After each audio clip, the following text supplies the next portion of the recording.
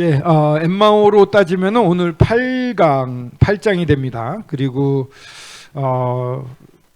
2장 8절부터 23절로 말씀을 나누는데요. 크게 두 가지로 나눠져 있습니다. 철학을 조심하라 해서 8절부터 15절까지가 큰 한 단락으로 볼 수가 있습니다. 큰 한 단락으로 볼 수가 있고요. 16절부터 23절까지가 두 번째 단락으로 볼 수가 있습니다. 영적 위험들 해서 첫 번째 철학을 조심하라라고 8절로 시작이 되고요. 근데 그게 잘못된 철학에 넘어가지 마라라는 경고를 하고 있는 거고요. 9절부터 15절까지가 왜 그게 잘못됐는가에 대해서 그리스도를 중심으로 풀어갑니다. 그 잘못된 이유가 9절에 보면은 그리스도의 신분이 이렇기 때문에 그 철학은 잘못된 거야 이렇게 얘기하고, 또 10절에 보시면은 주님 안에서 충만함을 하고 제목이 돼 있는데, 여기 10절은 10절부터 12절까지는 그리스도와 연합한 성도들의 신분, 그리스도와 연합한 성도들의 신분. 그러니까 9절은 예수 그리스도의 신분을 얘기해 주고요. 11, 12절은 그리스도와 연합된 성도들, 우리들의 신분을 말해 줍니다.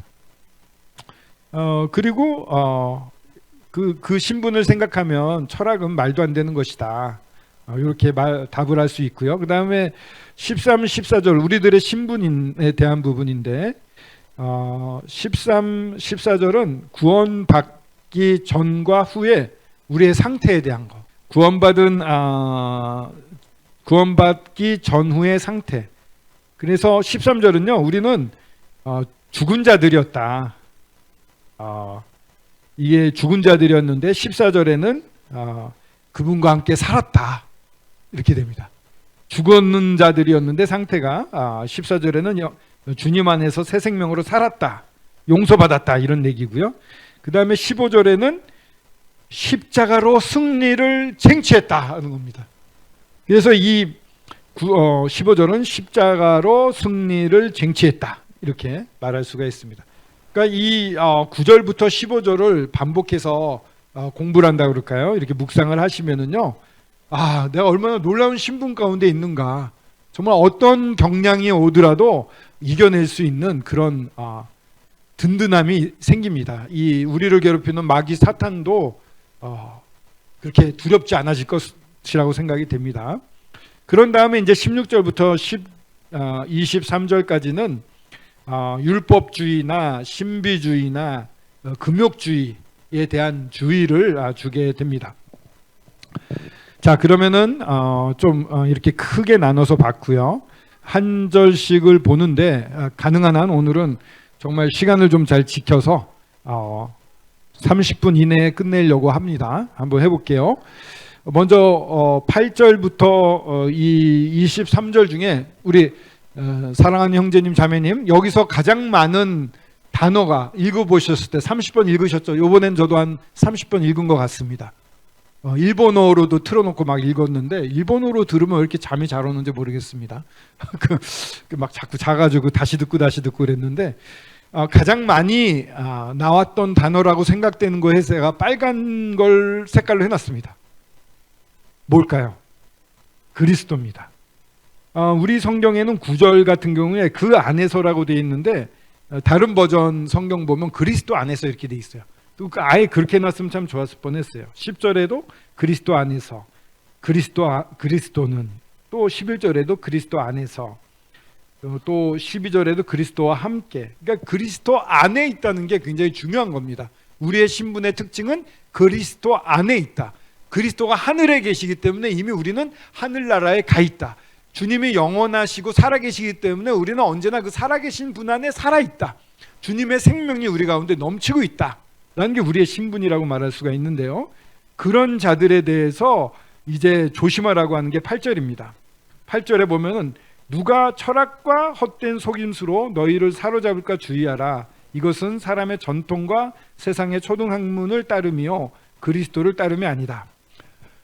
그리스도를 따라야 되죠. 그 다른 어떤 걸 따르겠습니까? 그래서 이제 철학, 헛된 속임수 뭐 여러 가지가 나오는데, 철학은 주님이 계시로만 보여주셔야지 알 수 있는 것을 사람의 노력으로 알아보려고 하는 게 철학입니다. 굉장히 복잡해요. 너무 어려운데 계시로 다 이해할 수 있는 것들을 사람의 노력으로 연구하려고 하는 것, 이게 철학이라고 할 수 있고요. 도움이 안 됩니다. 그리스도가 빠졌기 때문에. 헛된 속임수라고 하는 것은 이제 여기서 말하는 영지주의라고 그럴까요? 이 내적 세계에 대한 신비한 진리가 있다고 가르치는 거예요. 뭔가 자기들만 알고 있어요. 이걸 깨달아야지만 당신도 수준에 올라온다고 얘기를 합니다.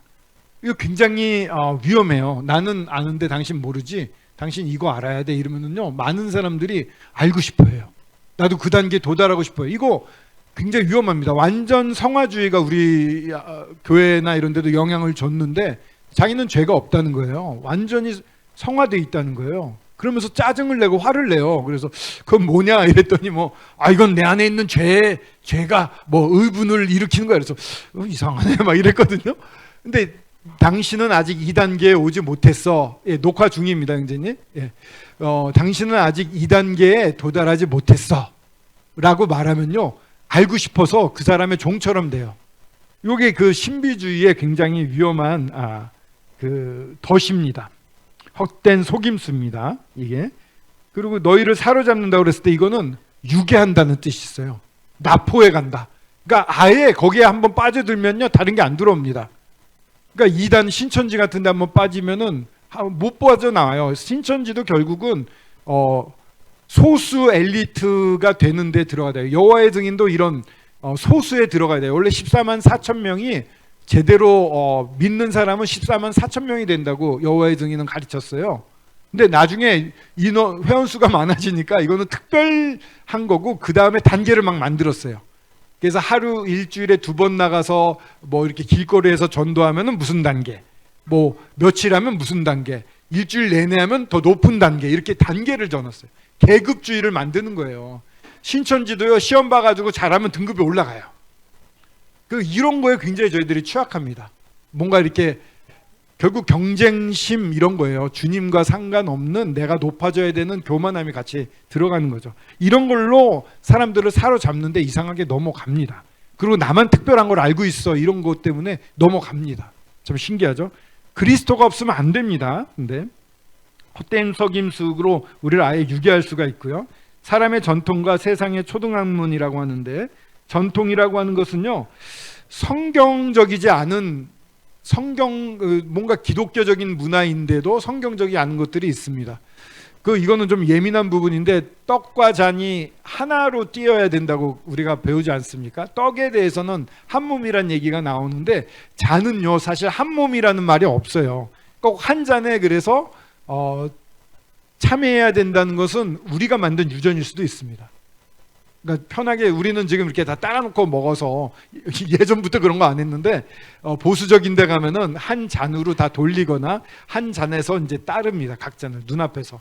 근데 그렇게 하는 것도 있는데, 그게 이런 여기서 말하는 전통까지는 아니지만, 하지만 뭔가 이렇게 유전으로 남아 있어서 성경적이지 않은데도 꼭 지켜야 된다고 하는 것들이 생길 수가 있습니다.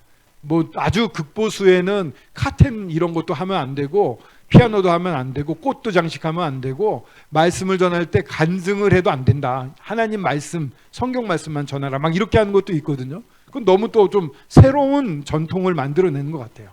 그것도 성경적이진 않다는 생각이 드는데, 그런 것들이나, 그러니까 처음 거는 헛된 속임수나 철학은 너무 엉뚱한 거지만은, 그 다음 것들은 뭔가 우리 안에 가까이 와서 우리를 미혹시킬 수 있는 것들이 있다는 겁니다.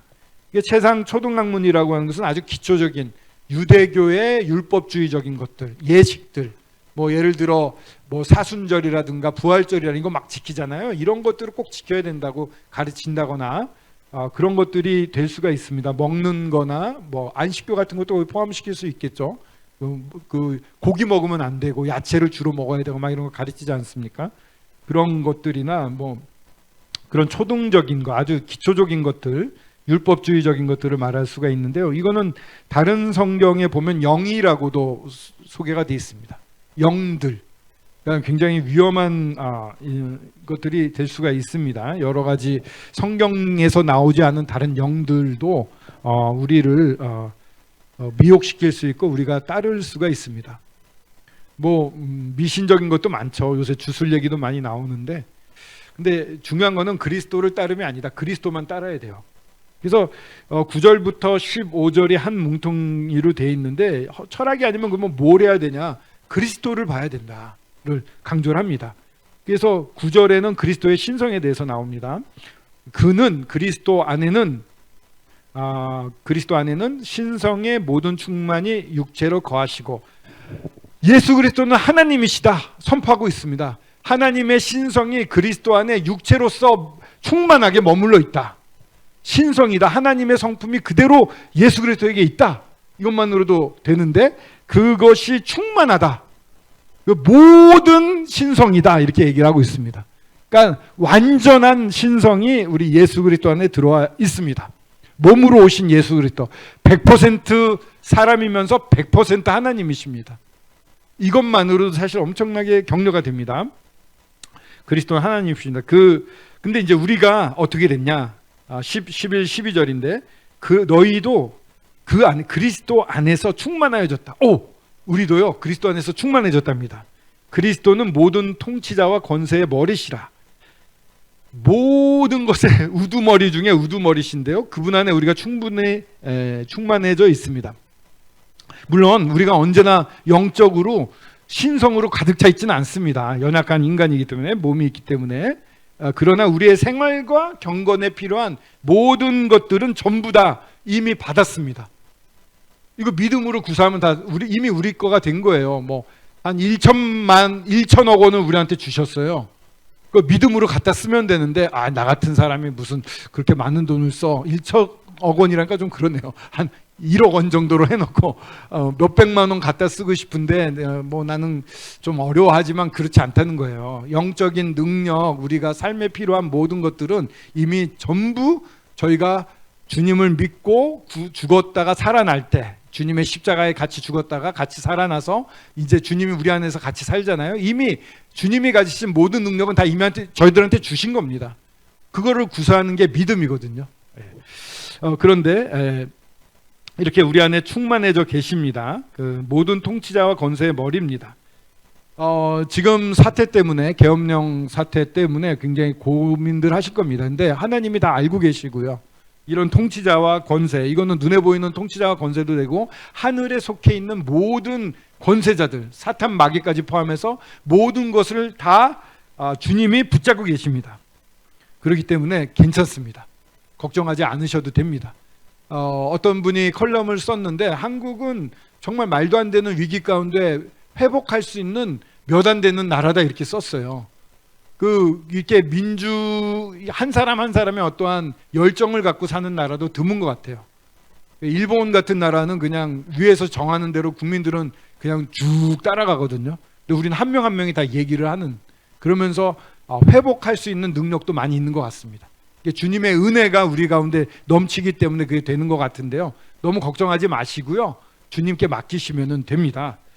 그런 말씀 드리고 싶어요. 왜냐하면 그리스도가 머리시니까, 주님이 다 알아서 하시니까. 그렇게 우리는 이미 충만해진 자로서 그렇습니다. 주님이 다 붙잡고 계시니까 너무 걱정 안 하셔도 됩니다. 그래서 이런 이미 완전한 신분으로 모든 것을 가졌고요, 그리스도 안에서. 유대교의 예식이나 철학이나 미신, 인간적인 공로 없이 우리는 충만해질 수 있습니다. 뭔가 어려운 게, 뭔가 열심을 내야지 하나님이 예뻐할 것 같다는 생각은 우리가 어렸을 때부터의 이 문화적인 배경 때문에 그런 것 같아요. 조건부 사랑, 네가 공부 잘하면 엄마 아빠가 예뻐해, 이러면서 조금 80점 맞으면은 그래 이렇게 하는 거야, 더 열심히 해, 이러잖아요. 칭찬을 안 해주고 계속 쪼기만 했어. 그런데 있기 때문에 주님도 뭔가 우리를 쫄 거라고 생각하는데 그렇지 않습니다. 인간적 노력으로 그냥 막무가내로 주님이 원하시는 걸 보여주시고 그걸 위해서 헌신을 다하면 그건 참 좋은 겁니다. 근데 그런 게 아니라 이건 주님이 기뻐하실 거야라고 내 생각으로 하는 거, 이게 문제인 거예요. 이게 좀 어려울 수 있죠. 그러니까 우리가 성경을 많이 알아야 되고 주님을 많이 경험해야지, 주님이 이 순간에 이걸 원하신다는 걸 알 수가 있어요. 그걸 해야 됩니다. 온유라는 말이 있는데요, 어원이요, 요즘 그게 많이 회자되더라고요. 야생말이 야생말의 그 성질을 다 가지고 있음에도 불구하고 훈련받아서 잠잠할 수 있는 게 온유래요. 훈련받은 야성이 온유라는 겁니다. 그러니까 우리가 뭔가 주님이 원하신 거 하면 저는 이제 물불 안 가리고 가잖아요. 그런 게 이제 막 좀 아쉽게도 이런 막 성도들 대할 때도 어떨 때는 너무 막 옷 좀 제대로 입고 막 자매 어떤 젊은 자매한테 얘기해가지고 미안해요 상처를 준 것 같아 갑자기 모처럼 나왔는데 막 치마 좀 너무 짧은 거 아니야 막 이렇게 얘기를 한 거예요. 그래서 훅 가더라고요. 제가 가끔 이렇게 이성을 잃을 때가 있나 봐요. 이런 건 좋은 건 아니에요. 그 사람의 상태에 맞춰가지고 해줘야 되는데 근데 이렇게 야성적인 성품이 훈련이 돼서 잠잠한 거예요. 그러니까 데려다 쓰기 편하죠. 집에서 기름말하고 야생마가 훨씬 능력이 뛰어납니다. 근데 집에서 기름말처럼 다룰 수 있는 거 이게 온유라는 겁니다. 우리 안엔 그런 게 다 있습니다. 뜨거운 게 있습니다. 주님이 이걸 원하신다 했을 때 그걸 100% 쏟아내는 거 이게 그리스도 안에서 그리스도를 따르는 삶입니다. 그래서 그 그리스도가 머리가 되셔서 그 안에 충만해져 있는 사람의 특징이 그런 거라고 생각이 됩니다. 여러분들이 가지고 있는 그 뜨거움을 주님이 원하시는 걸 위해서 다 쏟아낼 수 있으면 좋겠고요. 11절에 보면은 그분 안에 있는 위치가 어떤 것인지는 10절에서 얘기했습니다. 11절에는 그분을 통한 할례라고 되어 있습니다. 예수 그리스도를 통해서 우리가 할례를 받습니다. 할례라는 것은 다 아시다시피 한국말로 하면 포경수술을 말합니다. 외과적 수술입니다. 이스라엘에서는 8일 만에 포경수술합니다. 그때가 가장 고통을 안 느끼는 뭐 그런 것들이 분비가 된다고 하더라고요. 그래서 크게 뭐 아파하지 않는데요. 8일 정도 지났을 때는 아드님들 키워보셔서 알겠지만 더 나이 들어서 하면 굉장히들 아파하지 않습니까? 근데 잘라내는 거거든요. 이 잘라내는 것은요, 여기 써 있는 것처럼 영적으로 죽음을 의미하고요. 영적으로는 죽음이 잘라져서 버려지니까. 또 악이나 부정이나 인간의 죄의 본성을 제거해버리는 것을 의미합니다. 육신적인 거, 육적인 것을 잘라버린다 이런 개념입니다. 그래서 이것이 육신적으로는 그냥 잘라버리는 거지만 영적으로는 죽는 걸 의미합니다. 예수 그리스도가 십자가에 달려 죽을 때 우리는 다 같이 죽는 것입니다. 예수 그리스도가 십자가의 그리스도의 할례라고 그랬는데 그리스도의 할례는 십자가에 죽으시는 겁니다. 우리가 손으로 하는 게 아니에요. 영적인 거기 때문에 우리가 할 수가 없습니다. 그리고 육의 몸을 벗는 거예요. 내가 가졌던 육신의 몸 십자가에 달려 죽는다고 예수 그리스도가 죽을 때요.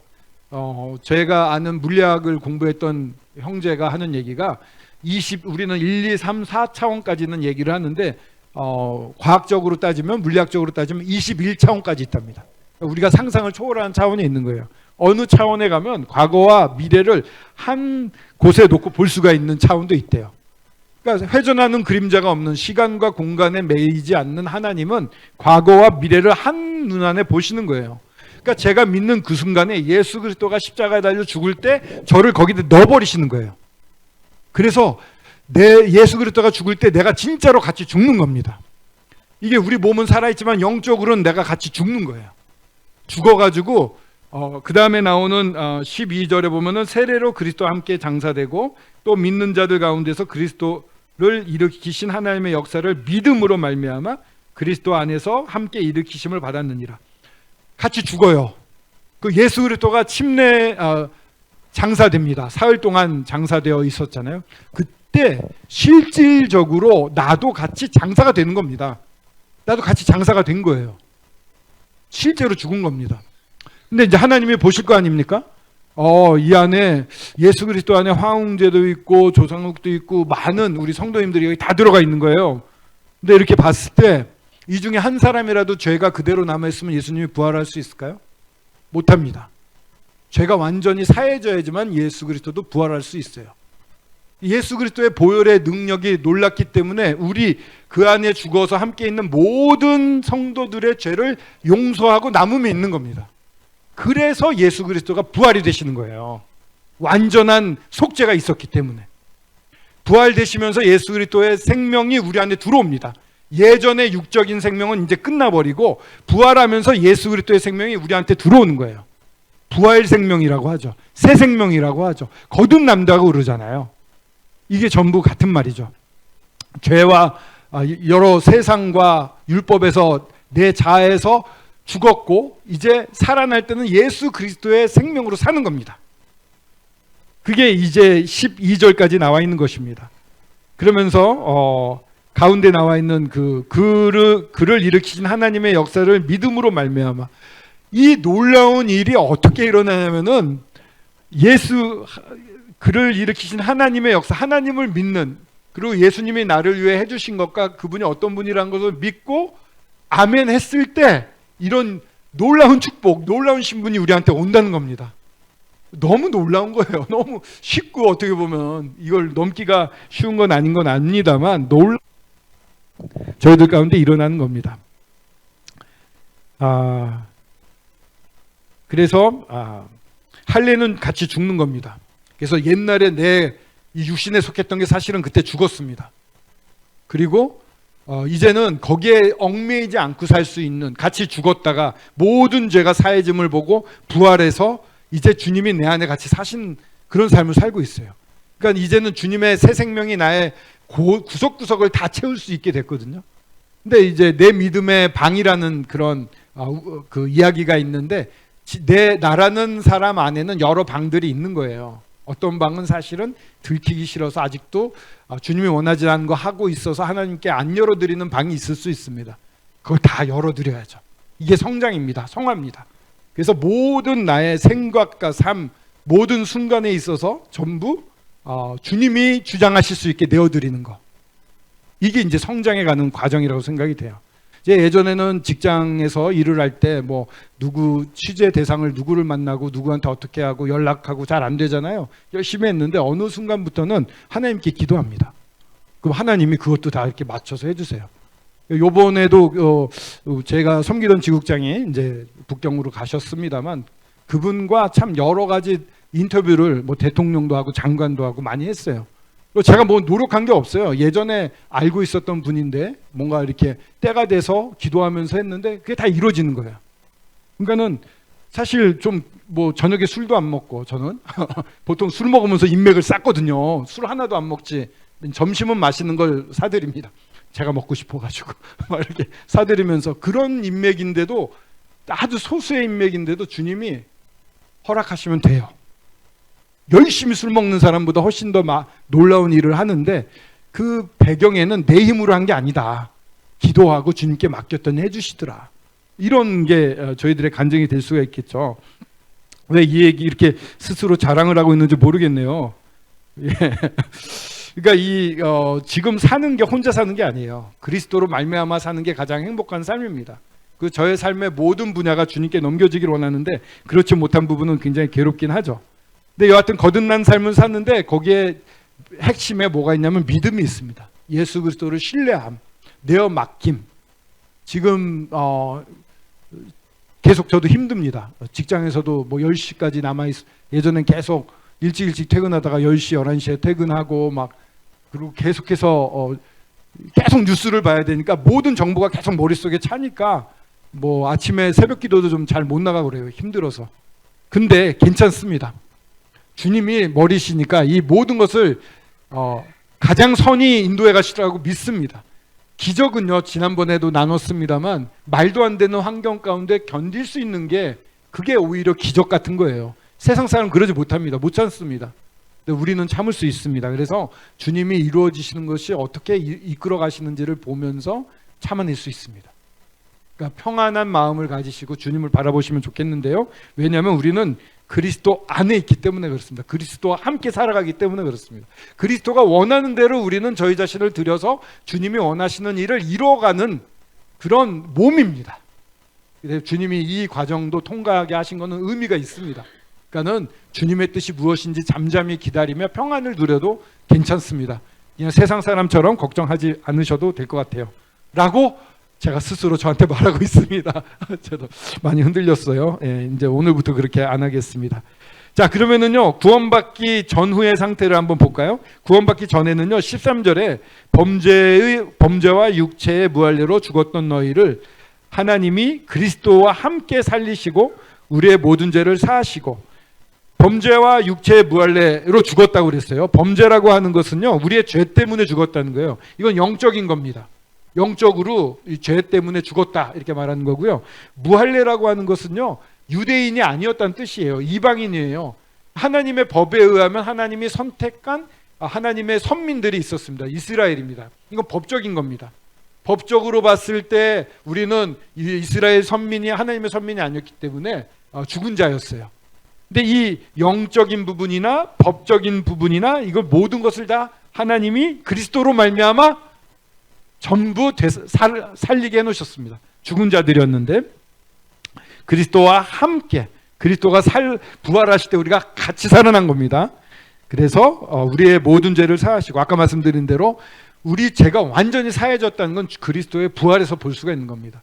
조금이라도 용서가 안 됐다면 우리는 주님은 부활하지 못하셨거든요. 부활하셨다. 완전히 우리 죄가 사함을 받았다. 다시는 기억하지 않는다는 새 언약을 기억하시면 좋겠습니다. 평안을 누리십시오. 더 이상 주님 나 너무 미워하는 거 아니야? 기억 안 하신다고 그랬어요. 주님이. 지금 세상 죄를 지고 하는 하나님의 어린 양이라고 해서 과거, 현재, 미래의 모든 죄값을 다 짊어지고 가셨어요. 일구이연 안 하십니다. 허언 안 하십니다. 더 이상 저의 죄에 대해서 사실은 믿질 않아요. 그렇게 보고 책망하지 않으세요. 심판하지 않으세요. 저희가 잘한 것만 올라갈 거예요. 금은 보석만 남는다고 그랬어요. 그러니까 잘한 것만 계수하지 잘못한 거 일일이 뭐라고 안 하신다니까요. 다만 우리가 양심이 있고 주님을 닮은 자라 죄를 짓게 되면 내가 꺼리는 거예요. 애들이 죄 지으면 엄마 아빠 오면은 막 숨잖아요. 그리고 표정이 이상하잖아요. 일그러져 있잖아요. 막 활짝 웃어 아빠 엄마 이러지 않아요. 근데 죄를 막 엄마 내가 사실 이랬어. 저도 많이 그랬는데 울고 나면 괜찮아 그러지 마 이러면 그 다음부터는 옛날과 똑같이 웃고 할 수 있습니다. 하나님 앞에 죄가 내가 진 걸 알면 못 나갑니다. 하나님과의 교제가 그 죄 때문에 끊기는 거죠. 아예 관계가 끊기는 게 아니라 죄 때문에 교제가 끊기는 거예요. 그건 빨리 은혜가 많으시고 긍휼이 넘치시는 주님 앞에 나아가면 됩니다. 은혜의 보좌로 나아가면 됩니다. 그거 하시면 되는데 그걸 못하고 있으면 오래 갑니다. 그러니까 주님을 더 찾으시면 됩니다. 그래서 우리 죄를 사하셨습니다. 14절에 우리를 거스리고 불리하게 하는 법조문으로 쓴 증서를 지우시고, 우리를 불리하게 하는 법조문 율법입니다. 누구 탐내면은 훔친 거고 아내를 보고 이런 생각까지만 간음한 거고 막 얼마나 무섭습니까? 마음으로 미워하면은 죽인 거라고 살인한 거라고 그러고, 약간 여자를 좀 안 좋은 눈으로 보면은 음욕을 한 거다, 이미 간음한 거다 이렇게 말해요. 거기서 어떻게 벗어납니까? 그 무서운 율법에서 어떻게 벗어납니까? 근데 그 율법 때문에 너 이거 해야 돼 주님으로 말미암지 않고 이거 해야 돼가 우리를 더 이상 괴롭히지 않는다는 거예요. 왜냐? 십자가에 달려 죽으실 때 그 율법과 나를 괴롭혔던 화ung제 이거 잘못한 거 1번, 2번, 3번 쫙 죄목들을 예수 그리스도의 십자가에 같이 하나님이 못을 박아버렸다는 거예요. 나의 죄의 목록은 십자가에 붙어 있어요. 사라졌습니다. 그러니까 그걸로 괴로워하지 마십시오. 주님이 싹 가져가셨습니다. 그리스도로 말미암는 것만 하면 됩니다. 이제 그래서 십자가에 못 박아 버리셨습니다. 그리고 15절이 참 시원합니다. 통치자들과 권세들을 무력하여 드러내어 구경거리로 삼으시고 십자가로 그들을 이기셨느니라. 통치자들과 권세, 여기서는 하늘에 속해 있는 통치자와 권세라고 말할 수가 있습니다. 즉 예수 그리스도가 부활하셔서 하늘로 승천하실 때 이 대기권을 지나갔다 이렇게 교과서에도 써 있죠. 이 하늘에는 권세 잡은 자가 사탄 마귀입니다. 사탄이 권세 잡은 곳을 뚫고 지나가셨어요. 그를 무력화했고 굴복시켰고 승리하셨습니다. 더 이상 죄나 사망이 우리를 붙잡고 있을 수가 없어요. 그리스도의 부활로 말미암아 다 깨지고 사탄은 이미 패배했습니다. 그래서요, 여기서 말하는 건 뭐냐면은 이제 하나님 앞으로 우리가 나아갈 때 쭉 이제 이 땅에서 수고하고 무거운 짐을 지고 살다가 이제는 주님의 몸으로 변화돼서 휘황찬란한 주님이 계신 곳으로 보좌 앞으로 걸어가는 거예요. 그 앞에 포로들이 같이 가는 거예요. 이렇게 결박돼가지고, 왜 영화 같은 거 보면 그러지 않습니까? 이렇게 전쟁 나갔다 말 타고 막 오는데 뒤에 보면 이렇게 포로들이 묶여가지고 오잖아요. 그 포로들 중에 사탄 마귀도 다 있다는 거예요. 그러니까 이미 승리해서 개선 장군으로 나가는 모습이 여기 그려져 있습니다. 여러분들은 승리해서 주님 앞에 말 타고 가는 멋있는 장군이 되어 계시는 거죠. 우리를 괴롭히고 지금 이 순간에도 미혹하려고 하는 사탄 마귀 졸개들은 다 묶여서 세상의 구경거리가 되는 때가 오는 겁니다. 이미 승리하셨습니다.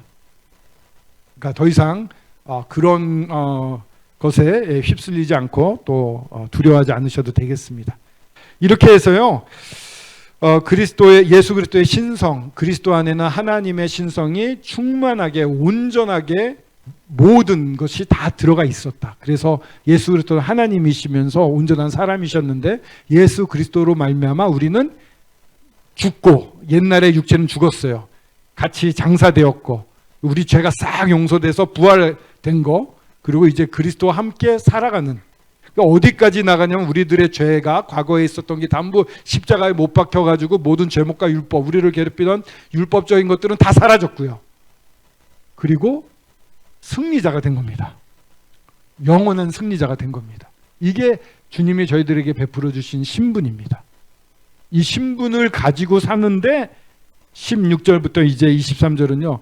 그러므로 너 먹고 마시는 것과 절기나 초하루나 안식일을 이유로 누구든지 너희를 비판하지 못하게 하라. 이렇게 되어 있습니다. 이런 놀라운 일이 있으니까 다른 거 먹고 마시는 거, 절기, 초하루, 안식일 전부 이거 어디입니까? 율법주의죠. 그렇죠? 이런 것을 함으로 하나님이 기뻐하실까? 전혀 안 그렇습니다. 우리의 육체의 노력으로 하나님 기뻐하지 않습니다. 그래서 영지주의, 그리스 철학, 유대주의에 대해서 우리는 다 죽은 자들입니다.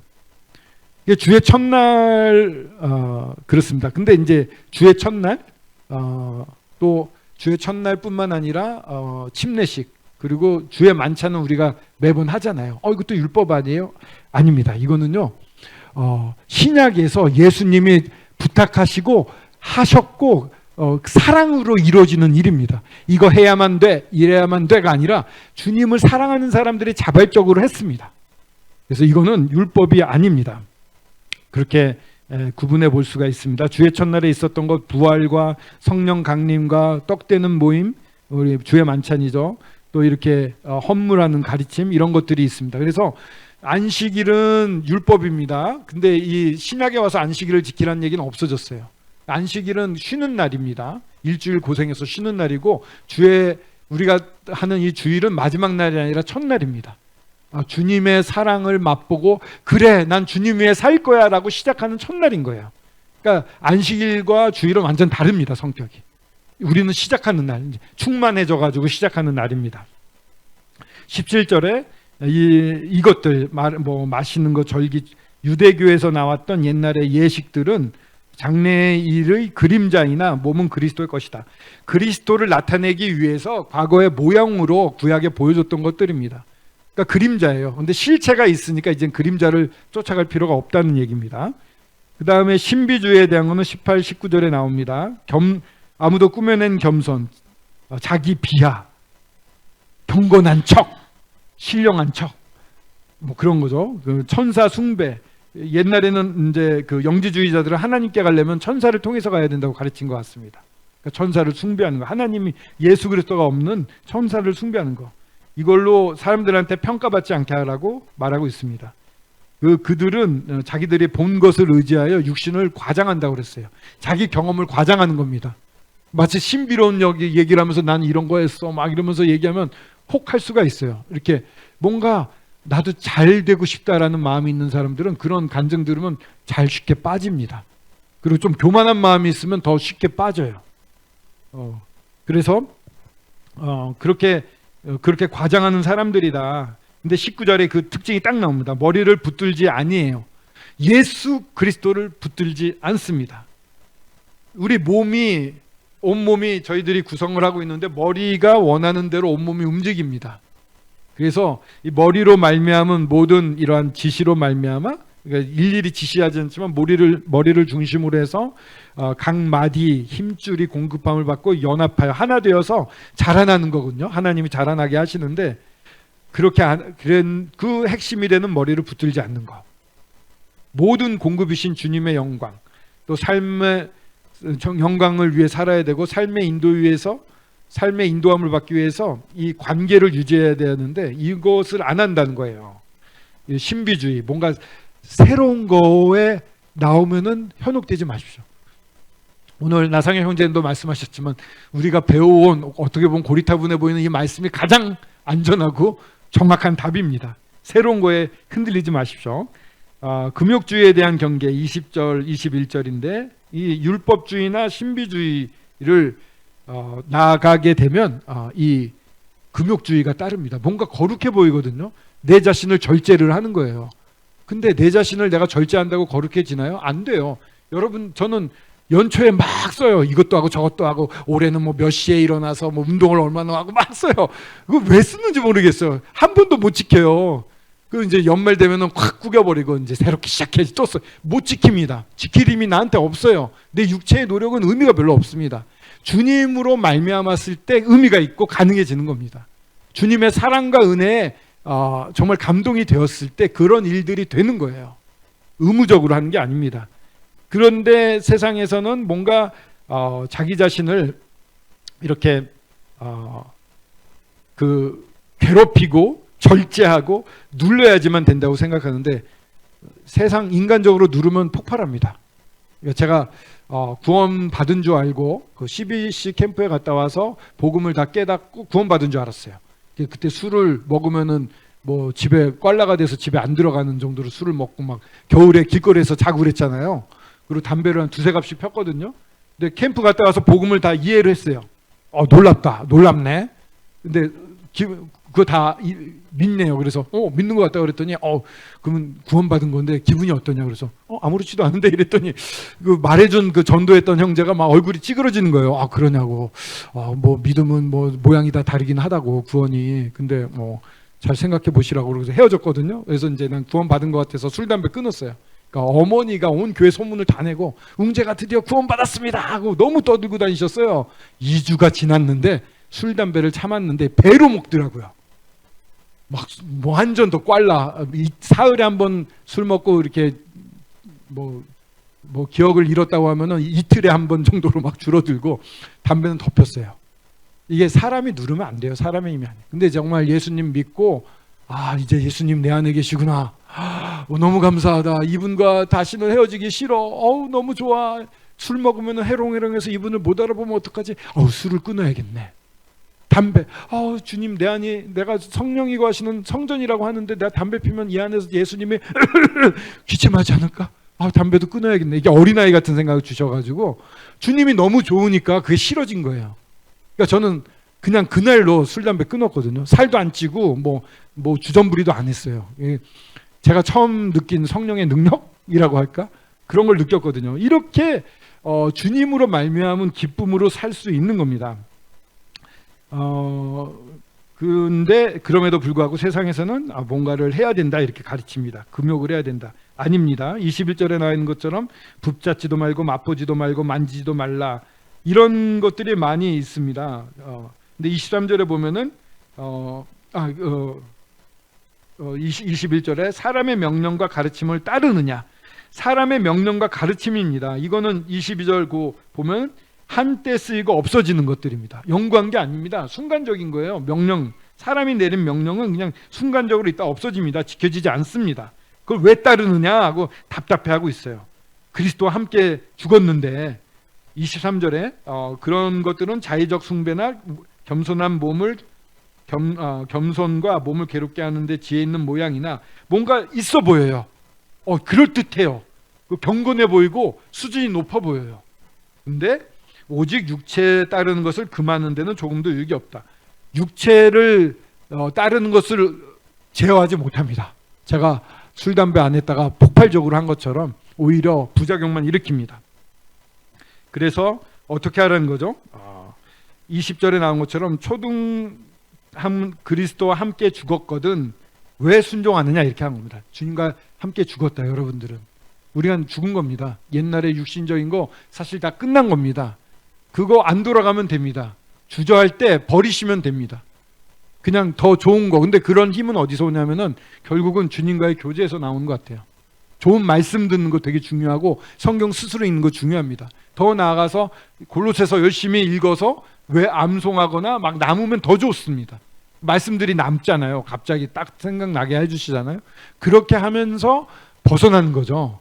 주님과 함께 살아가는 거죠. 내 스스로의 힘으로는 할 수가 없고 그렇게 해서는 하나님도 기뻐하지 않는다라는 부분입니다. 그래서 여기 보면은 천여요 이렇게 되는데 천주교, 여호와의 증인, 요가나 신비주의 이런 것들이 23절 밑에 보면 거짓, 거룩, 영지주의, 금욕주의 이런 것들을 말해주게 됩니다. 굉장히 거룩해 보입니다. 천주교에 하면은. 근데 실상은 그렇지 않습니다. 술, 담배 다 하고 뭐 굉장히 그 막년회 같은 거 하시면은 굉장히 또 물란하고 그러다는 얘기도 듣습니다. 겉모습만 그런 거예요. 그리고 저기 나중에 뭐 소송 당하는 거 아니겠죠? 여호와의 증인도 마찬가지입니다. 이렇게 계급주의예요. 아까 말씀드린 대로. 그래서 꽉 얽어내요. 새로운 율법으로 그들을 조아립니다. 주님 안에 있는 평안이 없어요. 저희 친척 중에 굉장히 온유한 분이 계셨어요. 언제나 웃어서 난 너무 좋았어요. 근데 우리 모치님 중에 굉장히 리더급 모치님이 예전에 그곳에 여호와의 증인에 계셨다가 야 이게 책 팔아먹는 거구나 깨닫고서는 버리고 나중에 보험 듣고 변하셨거든요. 저희 어머니가 그 친척분하고 그 우리 모임의 리더분하고 만나게 해주려고 그랬더니 화를 막 내면서 막 머리끄댕이 잡아당길 수도 있다고 우리 배신한 사람 확 이러는데 너무 무서웠어요. 그게 본질입니다. 그 거룩해 보이지만 그렇진 않은 거예요. 그냥 겉모습만 그런 겁니다. 또 요가라든가 이런 걸 통해서 신비로운 지경에 오른다는 거 다 거짓입니다.